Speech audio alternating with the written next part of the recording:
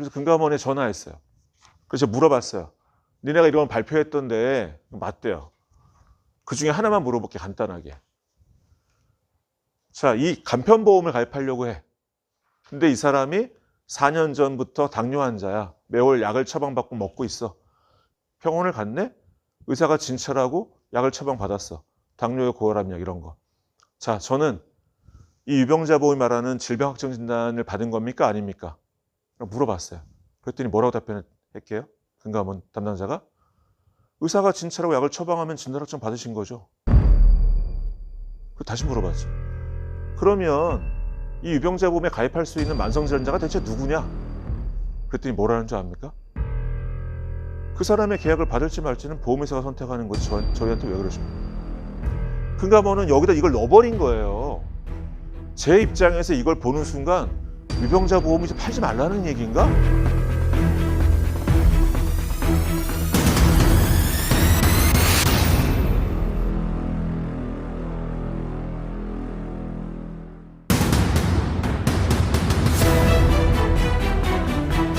Y지사 세션을 시작하겠습니다.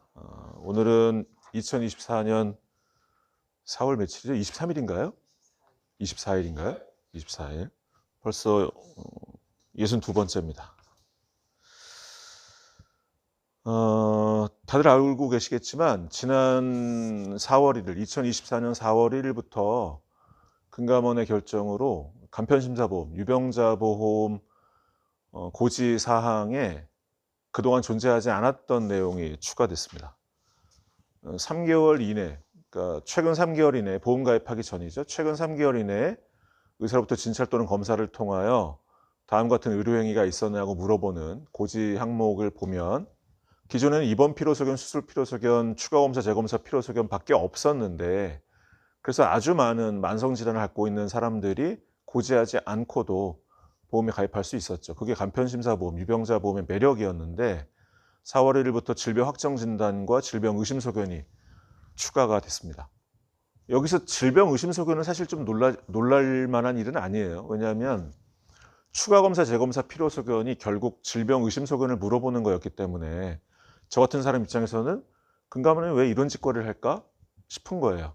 똑같은 얘기인데 그냥 꾸준히 어떤 병이 있는지를 아는 사람이 추적 관찰하는 걸 추가검사, 재검사로 보지 않는다라는 건 대법원의 판례로 이미 정리가 됐고 금감원이 올해 내놓은 입장에서도 확인이 됐죠. 그렇다면 여기서 말하는 추가검사, 재검사는 어떤 뜻이냐면 의사가 어떤 사람을 진찰 또는 검사를 한 다음에 뭔가 의심되는 질병이 있는 것 같은데 그게 뭔지는 모를 때 정확히 확정 진단을 하기 위해서 다른 방법의 검사를 동원하는 것이 추가검사, 같은 방법의 검사를 하는 것이 재검사인데 그렇다면 그게 결국 질병 의심소견이잖아요. 뭐가 의심되니까 하는 거죠. 그래서 이 동그라미 5번이 들어온 건 그닥 놀랄 일은 아니에요. 그러니까 쓸데없는 짓을 한 거죠. 3번과 동일한 얘기를 또다시 묻고 있는 건데 문제는 4번이에요. 질병 확정 진단. 전 개인적으로 상당히 놀랐어요. 이게 들어오는 순간. 왜냐하면 저희 Y지사에서는 여러 번 이거 뭐 강의도 하고 교육도 했던 부분인데 예를 들면 이런 거 실무에서는 되게 많이 벌어지는 일인데요. 어떤 사람이 배가 아파서 대학병원에 갈 정도는 아니어서 다음날 아침에 일어나가지고 동네 내과를 갔습니다. 의사가 청진기 들이대고 어젯밤에 뭐 먹었냐고 물어보고 하더니 장염인 것 같네요. 약을 처방해 줬어요. 저는 그 당시만 하더라도 보험 가입할 마음이 없었기 때문에 진단서나 소견서를 받은 적이 없습니다. 그냥 처방 좀 받아서 약국 가서 약 사 먹었죠. 근데 그로부터 3개월이 지나지 않아서 보험 가입을 하게 된 거죠. 저는 질병 확정 진단에 체크를 해야 됩니까? 아닙니까? 저는 질병 확정 진단 받은 겁니까? 아닙니까? 질병 확정 진단 받은 거예요. 의사가 처방을 하는 순간 질병 확정 진단 받은 겁니다. 의사가 진단을 하지 않았다면 처방을 하지 않습니다. 네. 질병 확정 진단이에요. 판례로 이미 다 정리됐고 진단서나 소견서를 받지 않았다 하더라도 의사가 약을 처방하거나 물리치료를 오다를 내리거나 다 진단 확정한 거예요.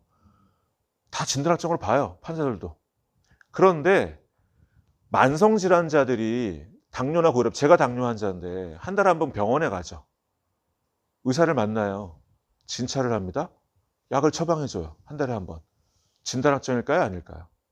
의사가 진찰하고 약을 처방하면 진단확정이다 아니다? 진단확정이에요. 그러니까 이게 놀랄만한 일인 거지. 그동안 유병자 보험에 만성질환을 갖고 있던 사람들이 고지하지 않고 가입할 수 있었던 이유는 최근 3개월 이내에 진단확정을 물어보지 않았으니까 들어갈 수 있었던 거예요.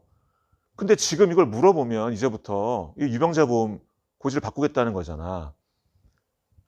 만성질환자들이 여기 걸려요, 안 걸려? 다? 다 걸려요. 그러면 어쩌란 말이야? 고지하지 않으면 고지문 위반이잖아요. 물어보는데 청약서에서. 금감원은 여기다 이걸 넣어버린 거예요. 제 입장에서 이걸 보는 순간 유병자 보험을 이제 팔지 말라는 얘기인가 싶었죠. 너무 충격적이었어요, 개인적으로. 너무 놀라워서 그래서 금감원에 전화했어요. 이 보도자를 발표한 책임자, 담당자에 전화를 했습니다. 그래서 물어봤어요. 니네가 이런 걸 발표했던데 맞대요. 그 중에 하나만 물어볼게, 간단하게. 자, 이 간편보험을 가입하려고 해. 근데 이 사람이 4년 전부터 당뇨 환자야. 매월 약을 처방받고 먹고 있어. 그런데 이 유병자 보험 가입하기 3개월 전에도 병원을 갔네? 의사가 진찰하고 약을 처방받았어. 당뇨의 고혈압약 이런 거. 자, 저는 이 유병자 보험이 말하는 질병 확정 진단을 받은 겁니까? 아닙니까? 물어봤어요.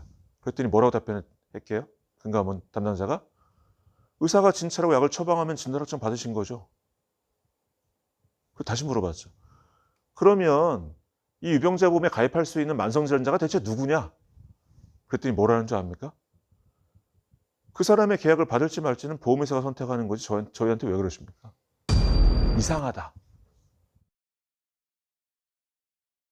저는 이제 어떤 합리적인 의심을 하게 됐냐면 어떤 대형 보험회사가 금감원을 움직일 수 있을 정도로 대형 회사가 유병자 보험을 그동안 많이 팔았는데 그로 인한 손해율, 어떤 보험금을 막을 수가 없어서 금감원에 얘기했나? 이제 좀 우리가 막을 수 있는 근거를 마련해 달라고? 그리고 금감원은 요즘 아무 생각도 안 해요. 작년 연말에 그 백내장 다초점 렌즈에 대한 소비자 구제 체계를 내놓은 거 아무 의미도 없는 내용이었거든요. 그런 식으로 계속해서 소비자 보호 방침이 아닌 걸 소비자를 보호하는 방침이라고 자꾸 내놓고 있어. 지금 정부의 금감원은. 얘네가 지금 무슨 짓을 하는지도 모르는 것 같아. 그래서 저 개인도 그렇고 박상수 본부장을 통해서도 많은 보험회사에 알아봤어요. 니네 이거 어떻게 적용할 거냐. 만성질환 앓고 있는 사람이 약 먹고 진단받고 약 먹으면 질병 확정 진단 아니냐. 그랬더니 저희 지사에 출입하는 지점장들은 다 진단 확정이 아니라고 얘기하는 거죠. 왜? 걔네는 아는 게 없잖아. 아무것도. 그래서 물어봤어요. 언더라이팅하고 보험금 심사팀의 답변, 공식 답변을 다오. 모두 다 언더라이팅 쪽에서는 그럼 만성질환 갖고 있는 사람들이 약 먹는 걸 그거를 고지하라고 문제 삼으면 이게 유병자 보험이 아닌 거니까 저희는 문제 삼지 않을 거예요 라고 얘기하는데 그런 답변을 받았다는 거예요. 그런데 재밌게도 단 한 군데 회사도 보험금 심사팀의 답변을 주지는 않았습니다.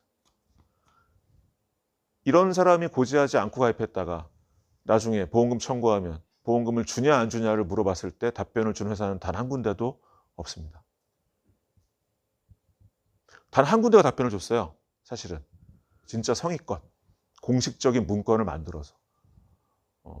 그런데 거기도 말로는 답변을 줬어요. 보험금 심사팀은.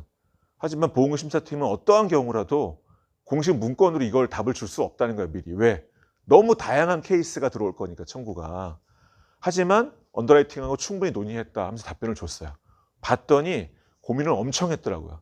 제가 질문하기 전까지 고민을 안 했는데 고민을 한 거야. 맨 마지막에 보여드릴게요. 이거 사실은 굉장히 심각한 문제입니다. 이걸 다 모르고 그냥 과거처럼 하고 있어요.